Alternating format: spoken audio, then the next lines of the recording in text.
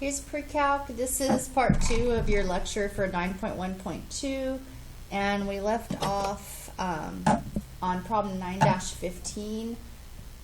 We found out what matrix S was, and then it says, what does M times S represent?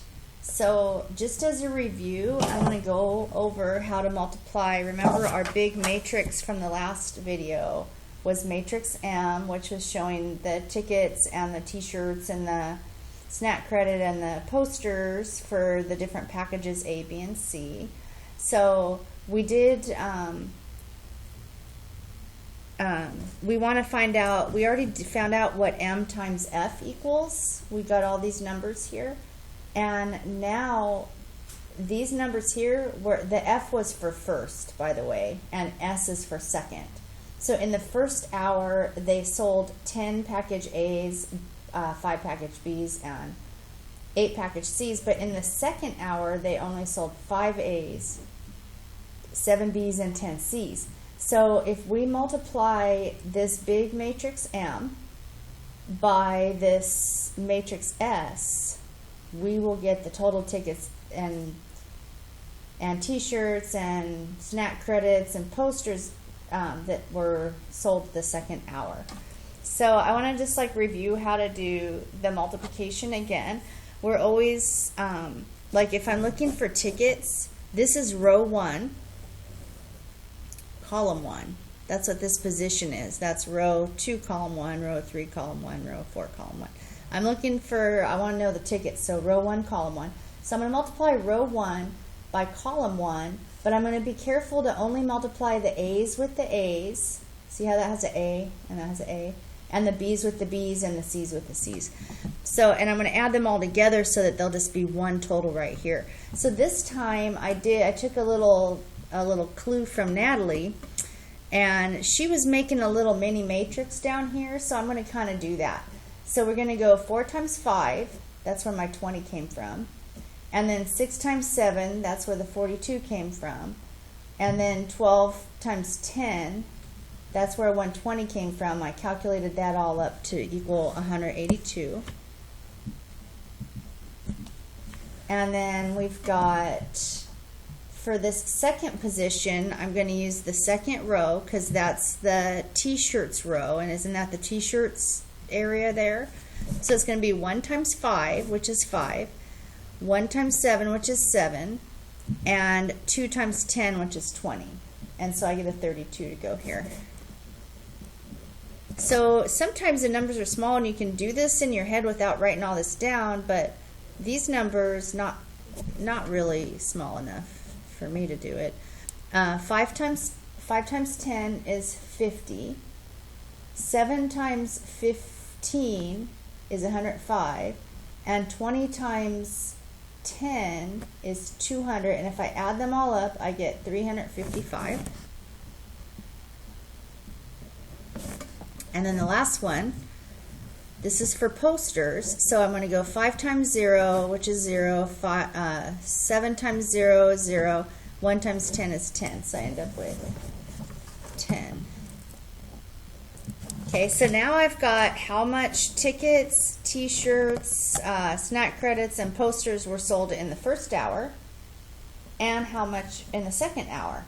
So of course they're going to ask us on letter D, they're going to say use matrix operations to write an expression that represents the total items needed during the first 2 hours. So they want to know how many total tickets, total t-shirts, total snack credits, and total posters I need for the first 2 hours. So I could just add up this one and add up this one. That would probably be the easiest way since I already did all this math. So to add matrices, if you weren't here that day, all you have to do is just add the components. So I'm going to just write the MS up here. And I'm just going to put it, it's 182, 32, 355, and 10. And then you just add them component-wise. So this isn't multiplying, this is adding now. So it's just as easy as you think. It's going to be 166 plus 182. That's how you add them. You weren't here if you weren't here that day. 166 plus 182. So that's 348. That'll be what, 63? This will be 335 plus 355. Should be able to do these in my head, but anyway, 690, and this will be 18. So this is MF plus MS. Okay, so that gives us the total amount for the first 2 hours of the promotion. Now it turns out that if I didn't want to do it that way, or sorry, that way, this is my grand total, I could have done something else. I could have added up. I could have just added up what the first, remember the first hour was this one, this was F, and this was S. I could just add these. 10 plus 5 is 15. And then I could multiply these by the big matrix. That's another way. Watch, I'm going to get the same exact answer. I won't go through the big procedure, but basically, I'll do the first little line. 4 times 15 is 60, right? 6 times 12, 72.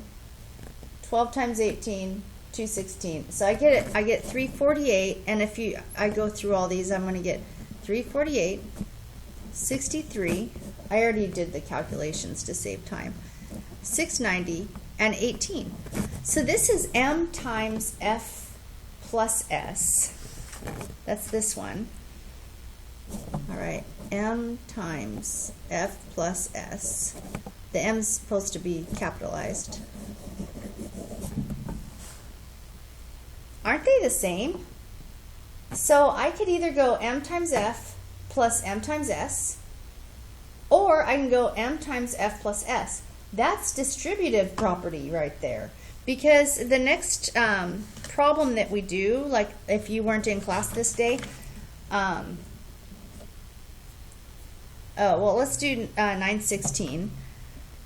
It says, now suppose the three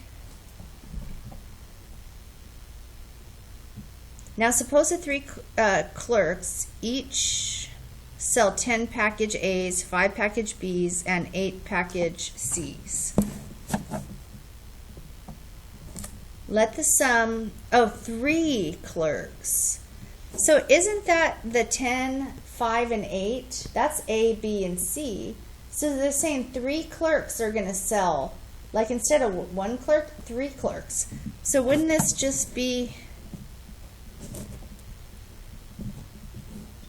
it'd be this same thing, but 3 times, there would be 3 clerks did it. So there'd be 30, and then what's 3 times 5? 15. 3 times 8, 24. You'd get that. So, oh, I'm supposed to call it vector T, because they told me to. Let the sum of these sales be expressed in T. And now write T in terms of F. Well, T is equal to 3 times F, because that's what I had before. T is 3 times F, because it was 3 times 10, 3 times 5, and 3 times 8.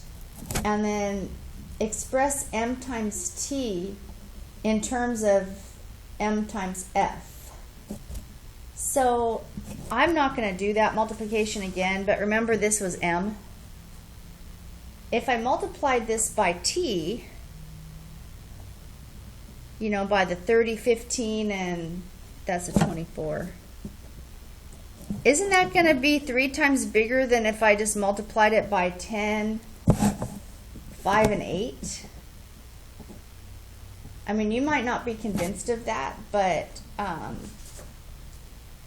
it happens to be true that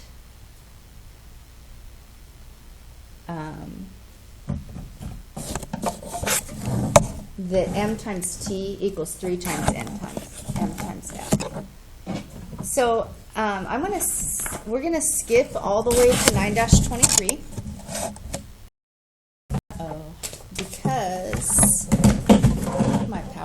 out somehow. Oh my goodness.